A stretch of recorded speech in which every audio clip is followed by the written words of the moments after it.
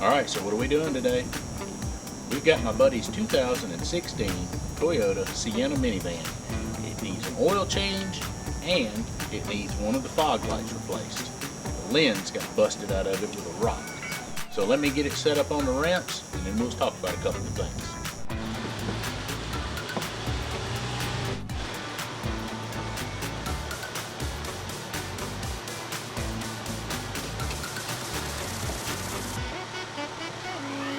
Alright, so it's pretty well laid out under here. Like most all Toyotas are fairly well laid out. You can see the drain plug right there, which is their standard 14 millimeter. And you can see the Toyota stamped on the oil filter housing. On this year model, they use a metal housing, whereas on the 2015 RAV4 we had, it had the plastic housing. I would say they may be interchangeable, but you will need to take a look at the design and make sure that they're the same. All right, so now is a good time while you're under the vehicle to take a look at a few things. You can look at where your exhaust comes down and attaches right up there. Make sure you don't have any leaks. You have your transmission located right here. Now's a good time while you're under the car to get a good visual of your brakes, your axle ends, and boots. Make sure nothing's leaking there. You can crawl further back. You can see your steering boots and your rack and pinion steering. You can check those and make sure that there's no leaks. And you have an axle shaft on this side. You turn up there and you can see where it sticks in the transmission and you can check for leaks. And you have the inner CV boot on this side where it sticks in the transmission, and you can observe the boot and make sure you have no grease leaking there. While you're under the car changing the oil, take a little time, look around and make sure that you don't have any obvious leaks. You can eyeball your suspension components and everything that's under the vehicle while you're under here. Now's the time to do it. Just like every other Toyota oil filter change over the past few years, they've pretty well standardized them. You pull the center plug out of the middle and you take the little plastic tool that comes with your filter and shove it up in there and allow your filter to drain. That way you don't make a great big old mess when you go and screw the main housing off. All right, real quick, I want to take a look. Let you see up inside the oil filter housing now that we have it off. Let you look inside there. This gentleman does the 10,000 mile oil change. He uses a Mobil 1 fully synthetic product, the proper weight of oil. And he does use the controversial oil filter that we've discussed on the channel before with the RAV4. I'll put a link into the video where I discuss that oil filter and my issues with it. But as you can see, up inside the oil filter housing, it's very clean. It's very clean in here, in the canister. And I look down in the oil fill, it looks very clean there. The vehicle has 94,000 miles, and I do not see any adverse effects at this point from going to the 10,000 mile oil change. All right, so we've got the housing all cleaned up, a little brake clean, new O-rings, new filter installed, housing cleaned up very nicely. And one other thing that I do that is not required, but is suggested, is I usually take the brake clean and I'll clean out the cavity that the filter actually goes up inside.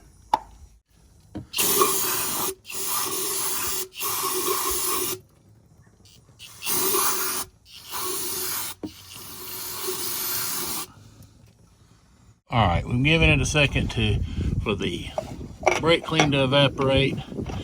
Stick your filter housing back on. Go ahead and tighten it up by hand.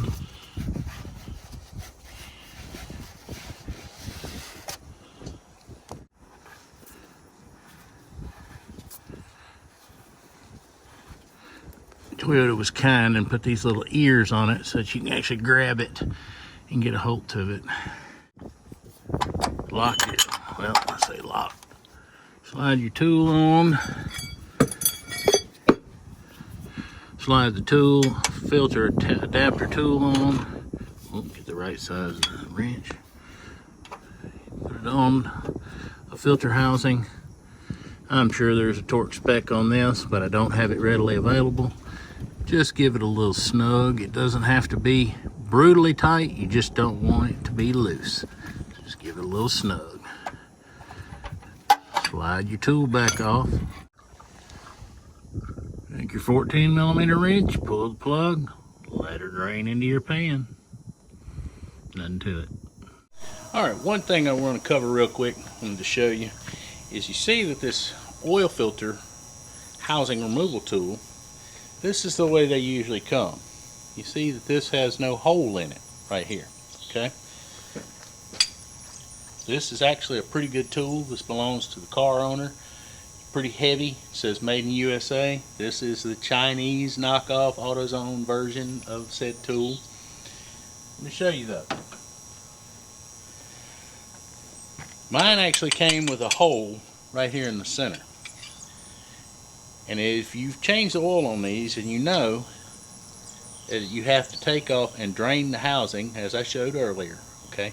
But when you go to take that nut off, the drain nut off of the filter housing, sometimes it's stuck and it doesn't want to completely release from the housing, so it tries to turn the entire housing. So what do? Well, you try to get something on it, you try to hold it, you try to figure out how to make it work. So what I did was I drilled the hole that was in mine out large enough to where it would take a 3/8 extension and stick through it. So what you can do is install your filter tool. You take, mine is a 7/8 end wrench. Hold the filter housing in place. Stick the tool up in there and hold it while undoing that drain. Piece of cake, nothing to it. What you could do on this one that doesn't already have a hole is find the center punch it, and drill it out to where it would be big enough for this 3/8 extension to go through, and voila, you have the same tool. So there you go, quick tech tip. A friend of mine uses the Mobil 1 0W20, and he uses the 20,000 mile guaranteed advanced fully synthetic Mobil 1 oil. What he's used for years, has had no issues with it, and judging by from what I can see inside the engine, it's doing its job. Alright, let's see if we can pour this oil everywhere.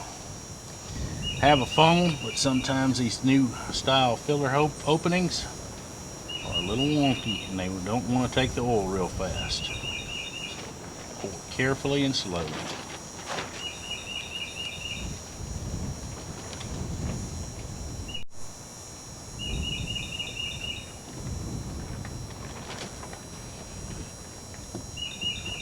Alright, on this vehicle, it takes 6 and I think 3/8 of a quart. Don't hold me to that, I'm not sure. I haven't looked at his owner's manual, but he has already marked out on a graduated container. You have an extra quart here.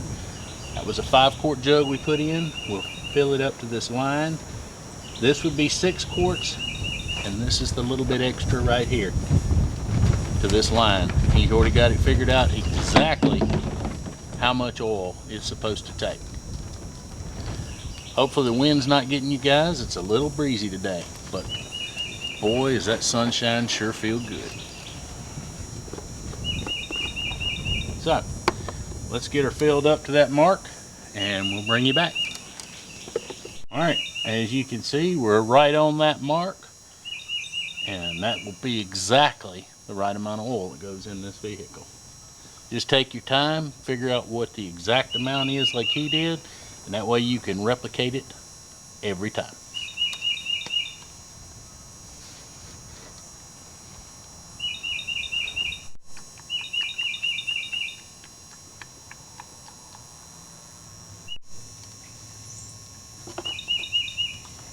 No drips, no runs, no errors. I think that was a slogan for a paint company a few years ago. Alright, well, let's go ahead and crank it up. Make sure that the oil light turns out in less than 10 seconds.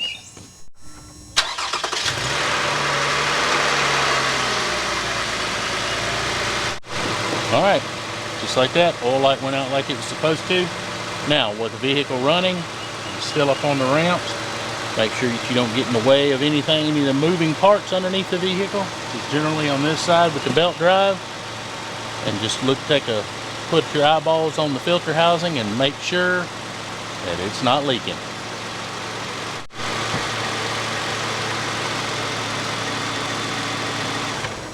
Alright, everything looks fine. I didn't see anything leaking. Now it's time to do what I always try to tell people to do. Take a minute or two while you're under here, because it helps make it a little nicer to work on. You have to go down the road and you have to work on it. And just keeps it looking a little nicer under here. Just take your old shop rag. Everything will wipe down. You can pop your fingers under it. There you go. Engine cover off. Set it to the side. Let's wipe down. Just kind of take a look around underneath. See if you see anything. If you see anything out of place or anything that looks wrong. Knock some of the dirt off. Just be careful. Don't get carried away. Don't break anything. But just take a shop rag. Give everything kind of a quick wipe down. Helps keep things nicer if you ever have to work on it in the future.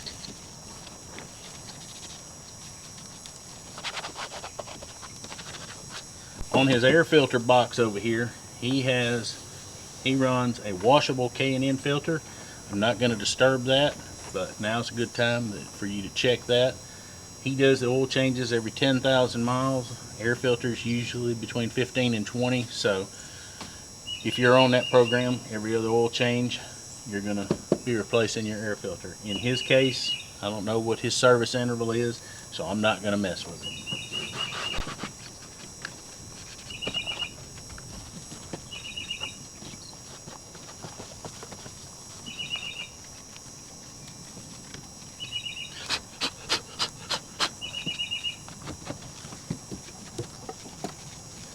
Alright guys, not a detailed under hood, but it just, like I said, just to knock off a little bit of the dirt, help make it look a little better.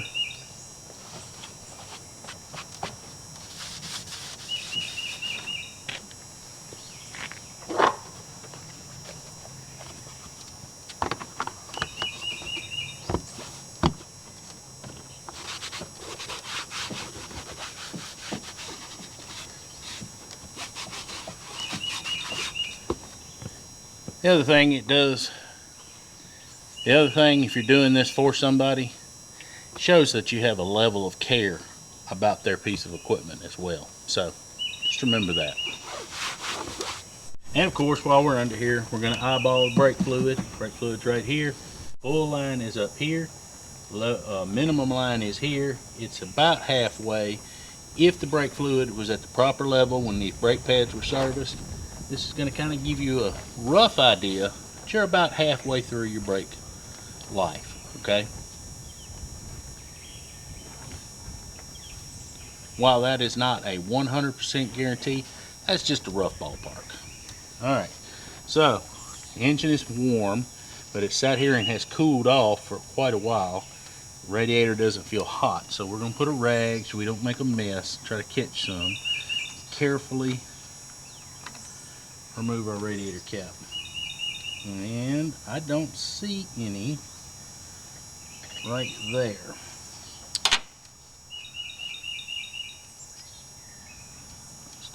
Put a flashlight down in there. And I'm not sure what kind of coolant he has. It's probably the pink, but I don't know that. And in his coolant jug, it is showing that it is low. That's curious. Just so happens I have some of the 50-50 pink coolant. We're going to top it off and we're going to tell him he might want to keep an eye out for some kind of a leak or have it pressure tested at a shop and make sure that there's no leak. I actually have from Toyota the 50-50 pre-diluted. This is the super long life antifreeze coolant. This vehicle is 6 years old and has almost 100,000 miles. If he has not had the coolant serviced, I'm going to recommend to him that he needs to go somewhere and get it done. I'm also, like I said, going to suggest that he take it somewhere and have it looked at for a coolant leak. Probably what I'm going to do is get in here and go up under and see if I can see the water pump. Probably what I'm going to do is go up underneath and look and see if I can see any leaks. I already looked around one time while I was under there doing that oil change, but I did not see anything. But I'm going to make a closer inspection to make doubly sure I don't see anything. So let's get her topped off and go from there.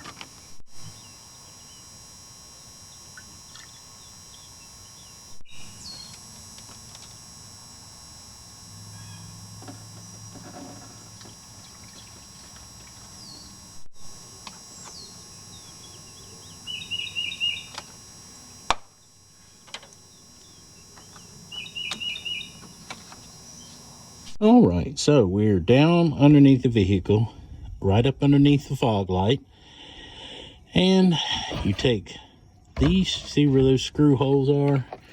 You take this little handful of screws, I think it's 5 of them. Yep, that is correct. There are 5 screws, 10mm little heads, and take them out. And this will fall down. You do not have to take this panel all the way off. Take you a small bungee cord, attach to it, and find you somewhere over here to just gently tie it back so it holds it out of your way. And from what I can tell, it looks like it's just a small 1 Phillips head screw that actually holds the light in place. Let me get that and we'll come right back.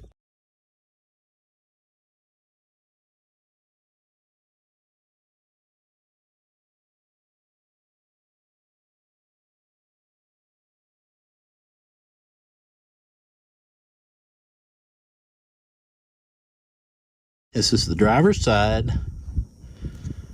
Up underneath, bumper filler splash pan right behind the bumper underneath. And they have 1, 2, 3, 4, and 5 screws. 10mm head. And like I said, all you have to do is remove those, fold the piece out of the way, and here it is going back together.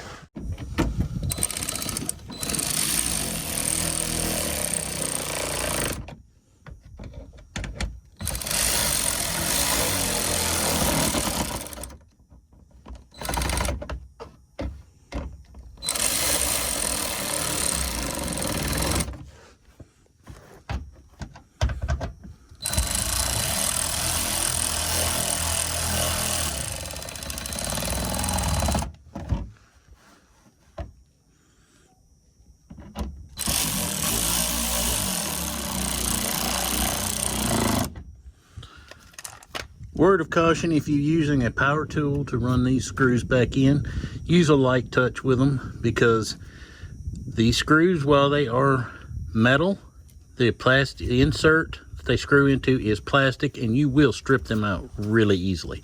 So just keep that in mind. Alright guys, you know how I like to talk about parts, what's aftermarket, what's OEM, what's good, what's bad.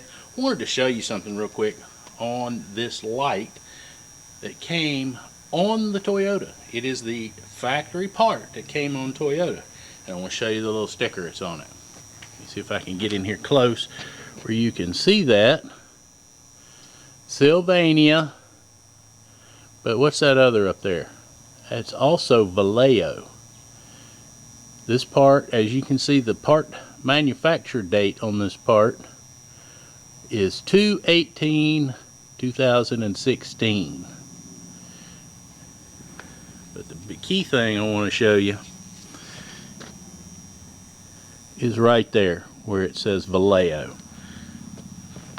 So if you're out there shopping for parts and you're trying to find a good name brand and you think that going to the dealer is the only way to get quality parts, maybe not. Because I know, not a sponsor, when I shop on Rock Auto, I see they offer Vallejo parts a lot of time. I have used Vallejo parts where I do my 9 to 5 stuff, where I work. Vallejo is top quality, top notch. I don't think Toyota would be using them if they weren't. So just keep that in mind when you're shopping for your aftermarket parts. If you see the Vallejo name on something, you can probably trust it. So we're going to get wrapped up on this right side and wrap this project up. Alright, let's turn them on and see if they work. Alright, well there you go. One quick word on these, and I'll show you on the old light I took out, but there is actually an adjustment on these. But during the daytime, out in the open like this, it's very difficult to get an idea of where they're pointing. If you had a garage you could pull it up in, yeah, you could probably figure it out. But let me show you something real quick. Alright, you see right here? See that right there, that little wheel? That little wheel spins. And you can change, because what it does is it lifts inside. This looks like all like one piece inside, but if you look carefully, inside, down inside there where the bulb actually mounts, actually pivots. And you can adjust it up or down. So if you find that it's not hitting the road and giving you the right pattern on the road where you can see as best as you can, or maybe it's pointing up and it's blinding people, you can take that and adjust it down.